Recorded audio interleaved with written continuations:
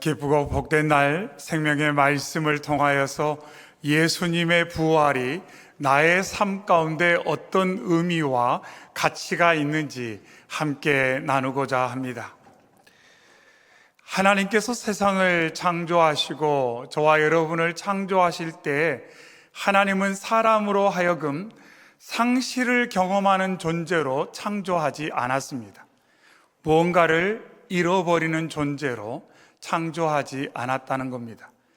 하지만 인간이 죄를 지은 이후로부터 사람은 끝없이 반복적으로 무언가를 잃고 상실하며 오늘을 살고 있습니다. 오늘 교회 오려고 거울 봤는데 아이고 예쁨이 점점 없어지네. 건강이 점점 사라지는 것 같고 근력이 점점 약해지는 것 같고 활력이 점점 사라지는 것 같은 뭔가 내 삶 가운데 좋은 것, 내가 좀 더 있기를 바라는 것들이 사라져 가는 것을 우리는 경험하며 오늘을 살고 있습니다. 특별히 어느 때에 내가 사랑하는 사람, 내가 의지하는 사람, 나에게 힘이 되어줬던 사람, 내 인생의 기둥 같은 사람이 내 곁을 떠날 때 우리는 말할 수 없는 고통과 슬픔을 경험하게 됩니다. 그것을 일컬어서 대상상실 이렇게 말을 합니다. 우리의 삶은 이처럼 상실로 매일을 힘들게 걸어가고 있다 이렇게 볼 수가 있어요. 그런데 사람들이 삶 가운데 중요하게 생각한 그 사랑의 대상이 곁을 떠났을 때 상실의 고통을 겪게 되는데 그 상실의 고통 가운데는 몇 가지 단계가 있다고 합니다. 첫 번째는 충격의 단계예요. 예상치 못한 상실을 경험하고 나서 사람은 감당할 수 없는 충격을 받습니다. 생각도 안 돼요. 말도 안 나와요. 어떤 감정도 떠오르지 않고 그냥 멍한 상태. 나를 압도해버린 그 상실의 사건 때문에 너무 큰 충격을 받아서 어찌할 줄 모르는 충격의 상태가 있다고 합니다. 두 번째 상태는 부인이에요. 부정하는 단계입니다. 아니야. 나에게 어떻게 이런 일이 있을 수 있어? 내 삶 가운데 어떻게 이런 일이 이렇게 빨리 일어날 수 있어? 하면서 그 상황을 용납할 수 없고 인정할 수 없어서 부정하고 부인하는 것입니다. 그러면서 우리의 마음 가운데는 그 빈자리 때문에 슬픔과 고통이 자리하게 됩니다.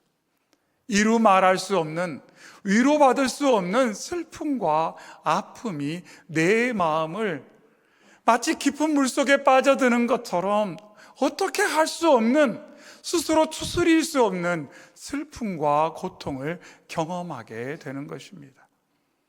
그러다가 시간이 지나가면서 이제 조금씩 받아들이게 됩니다. 인정하고 수용하고 그러면서 일상의 삶으로 나아가게 됩니다. 인정한다고 해서 상실의 고통이 다 사라지는 것은 아닙니다. 수용했다고 해서 그 빈자리를 내가 보면서 맞아, 이제 떠났어 라고 내가 생각하지만 내 마음 가운데 자리하고 있는 슬픔과 아픔과 충격이 다 사라지는 것은 아닙니다. 봄날이 되어서 꽃이 피면, 가을이 되어서 오곡백과가 무르익으면, 낙엽이 떨어지면, 흰 눈을 바라보면, 맛있는 음식을 먹으면, 좋은 것 대하면 내 곁을 떠나간 그 사람이 떠오르고 그 사람의 빈자리를 채우고 있는 슬픔과 고통이 나를 갑자기 끌어당기는 것을 우리는 경험하며 오늘을 살고 있습니다. 이것이 우리의 삶입니다. 하나님 보시기에 너무너무 안타까운 우리의 삶이라는 것입니다. 오늘 본문에도 그와 같은 경험을 한 사람들이 나타나 있습니다. 그들은 바로 예수님의 제자들과 여인들입니다. 우리가 지난주 말씀을 통해 예수님께서 나귀를 타고 예루살렘에 입성할 때 제자들과 뒤를 따르는 많은 사람들이 얼마나 기쁘고 흥분하고 열광했는지를 함께 나누었어요. 종려나무 가지를 흔들며 호산나를 외칩니다. 자신의 겉옷을 길에 깔며 예수님을 왕이라고 선포합니다. 당신이 하나님께 우리에게 영광과 평화를 선물해 줄 거라고 사람들은 열광했어요. 예수님이 예루살렘에 입성하기만 하면 자신들이 원하는 것이 이루어질 거라고 생각을 했습니다. 근데 며칠이 안 돼서 예수님께서 기도하시는 중에 체포가 됐어요. 그런데 보니까 우리와 함께 했던 가룟 유다가 예수님을 잡으러 온 것이에요. 얼마나 충격을 받았겠습니까? 이해가 되지 않았어요. 지금 도대체 무슨 일이 벌어지고 있는가? 우리와 함께 지난 3년 동고동락한 믿음의 형제 가룟 유다가 왜 저기 있는가? 가룟 유다는 왜 예수님께 이런 행동을 하는가? 예수님이 체포되어질 때 제자들은 설마 했어요. 그런데 예수님께서 체포되고 한밤에 신문을 받고 그 다음날 무참히 십자가에서 죽는 장면을 보게 됩니다. 이루 감당할 수 없는 충격을 받습니다. 사람이 마음의 준비가 조금 되면 이런 일이 생길 거라는 것을 조금 예상이라도 할 수 있으면 그래도 조금은 나을 수 있는데 지금 그런 상황이 아니었어요. 막 흥분되고 들뜨고 기대가 넘쳤는데 갑자기 예수님이 체포되고 신문당하시고 십자가에서 처참하게 죽어가는 것을 보게 됩니다. 감당할 수 없는 상실의 고통을 겪게 돼요. 그런데요, 사람이요, 예수님을 잃었는데 내게 있는 것을 또 잃을까 봐 도망가요. 예수님을 잃었어요. 내가 사랑하는 예수님이 십자가에서 죽으셨어요. 비참하게 처참하게 죽어가는 그 광경이 저 앞에 있는데 또 내게 있는 것을 잃을까 봐 도망가요. 예수님 모른다고 하고 예수님의 이름을 저주까지 하면서 도망가는 제자들의 모습을 보게 됩니다. 잃은 것은 잃은 거고 내게 그나마 남은 것 또 잃을까 봐, 더 잃을까 봐 전전긍긍하는 안타까운 제자들의 연약한 모습을 보게 됩니다. 근데 그게 제자들만의 모습이 아니라는 거예요.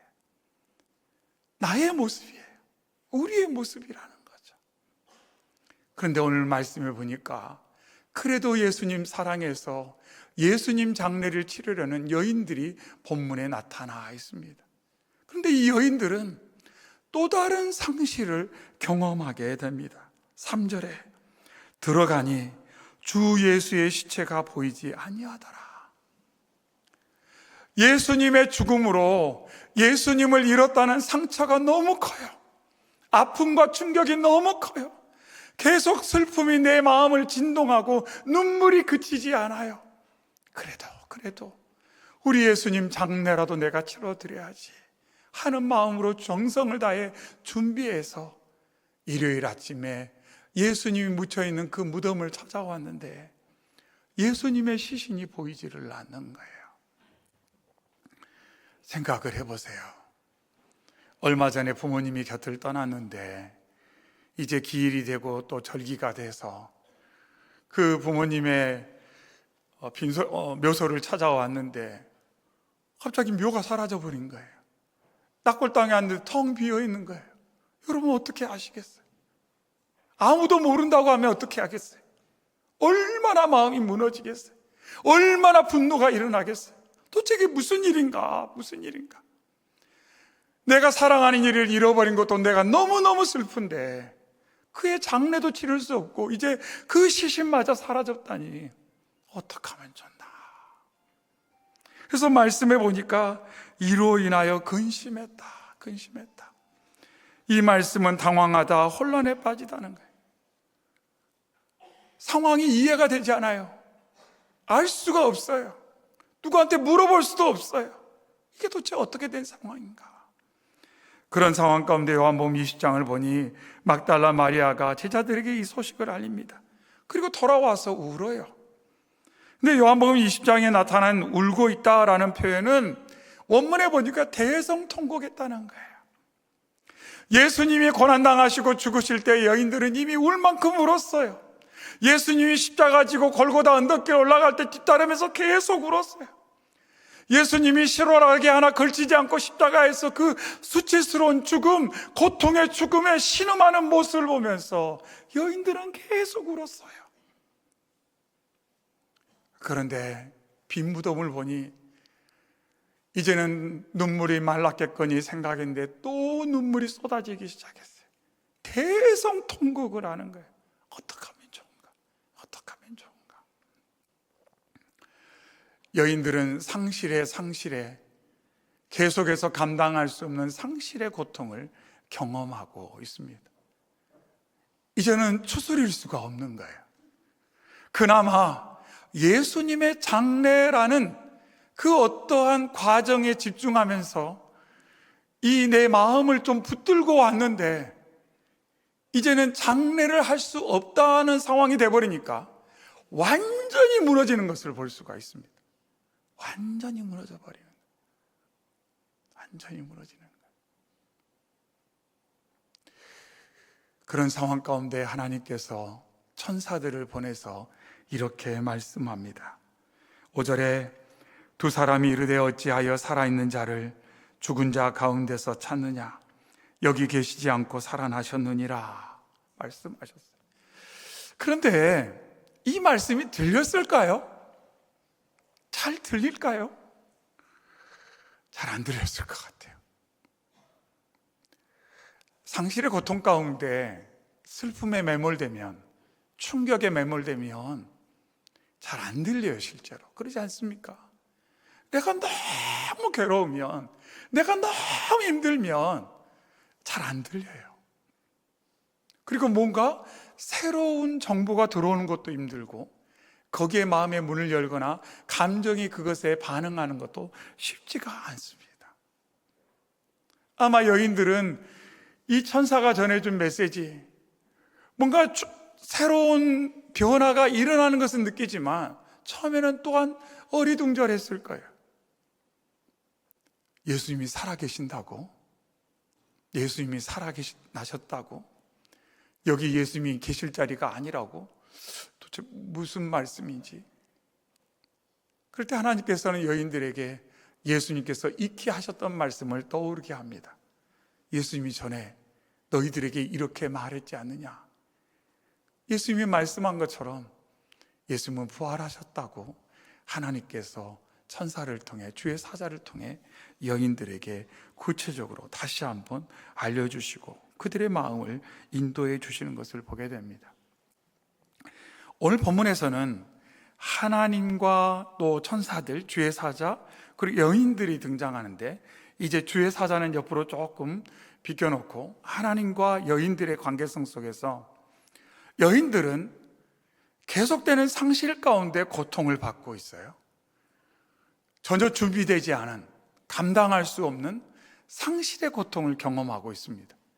그런데 하나님께서는 이 여인들에게 뭐라고 말하냐면, 하나님이 예수님을 세상에 보내주신 목적, 하나님께서 예수님을 십자가에 보내신 목적, 그리고 부활하신 이 사건이 무엇을 위한 사건인지를 정확하게 일러주고 있습니다.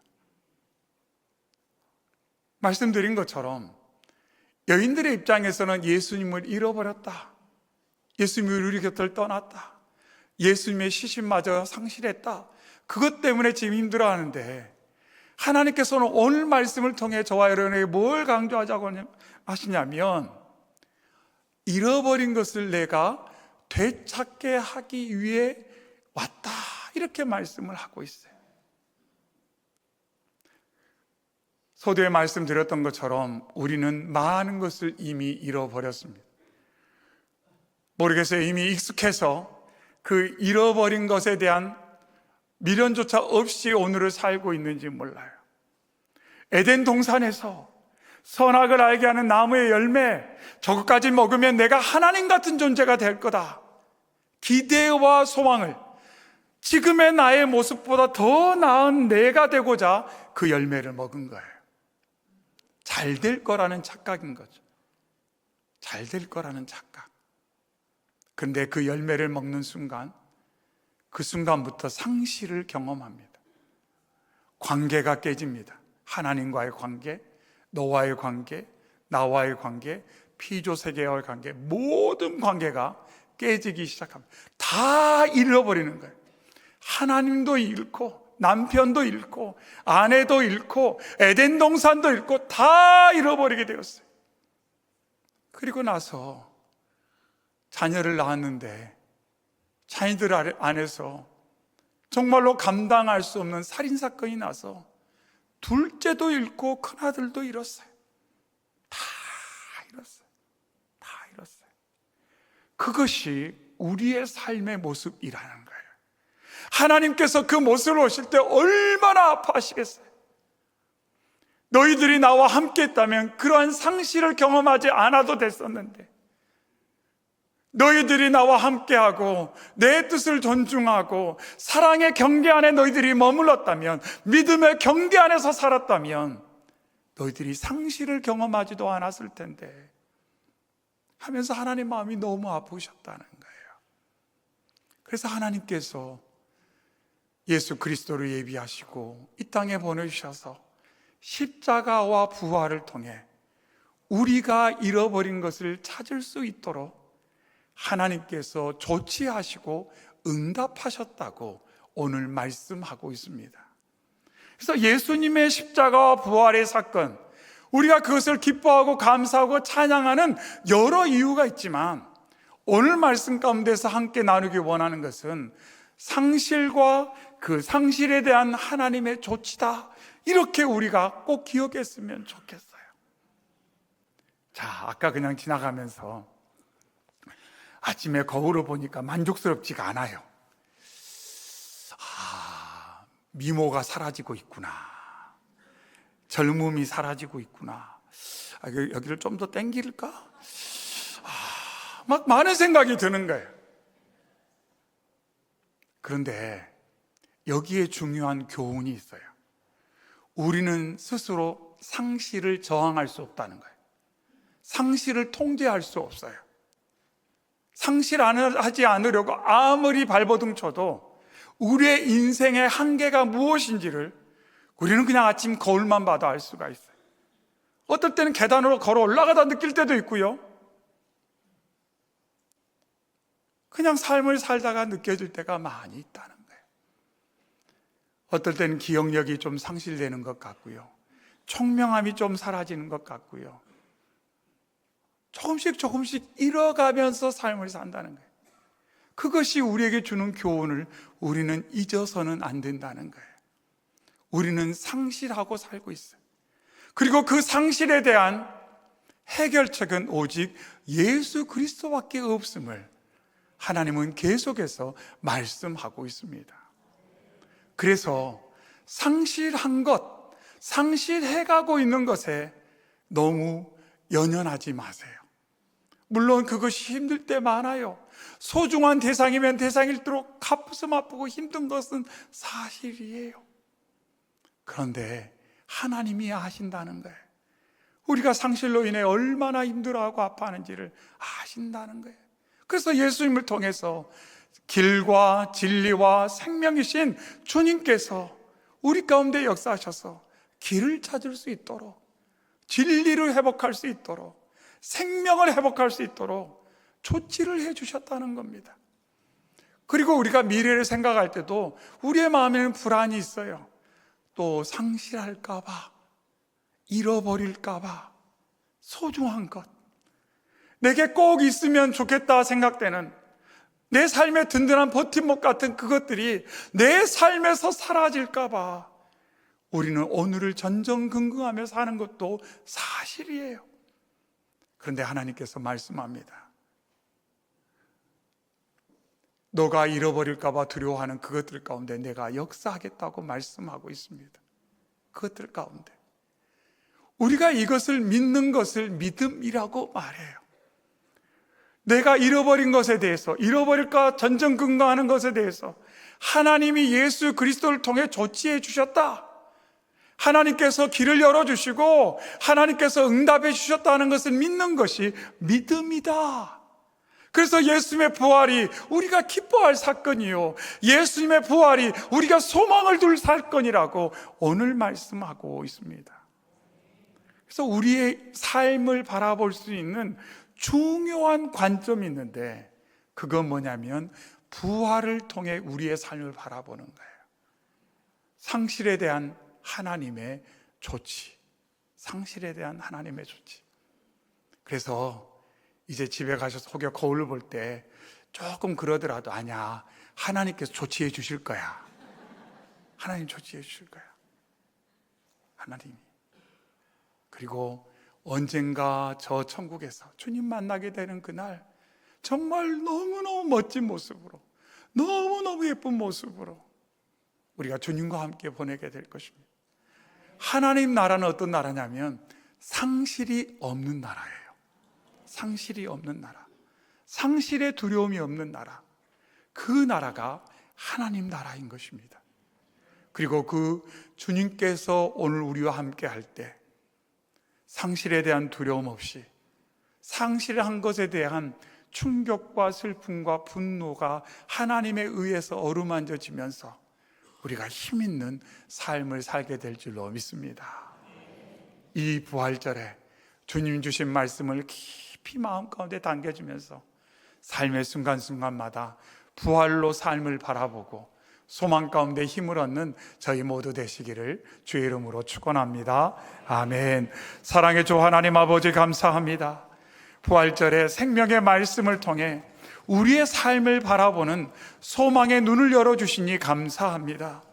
하나님, 인간의 죄로 말미암아 상실할 수밖에 없는 한계 가운데 오늘을 허덕이는 우리의 인생을 하나님이 긍휼히 여기시고 사랑하셔서 예수님 보내주시고 십자가와 부활을 통해 상실에 대한 하나님의 적극적인 조치를 취해 주셨사오니, 응답해 주셨사오니, 그 하나님의 선하신 역사를 믿고 나아가는 저희가 되게 하여 주시옵소서.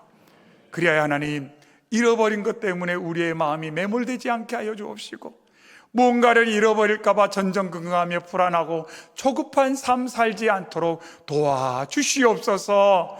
그리하여 우리의 마음 가운데 평안이 있게 하시고 소망이 있게 하시고, 하나님께서 예비하신 저 나라와 오늘 나의 마음과 삶 가운데 이루실 하나님의 나라를 누리며 살아가는 저희가 되게 하여 주시옵소서. 모든 것 감사드리며 오늘도 우리 가운데 임마누엘 하시는 예수님의 이름으로 기도하옵나이다. 아멘.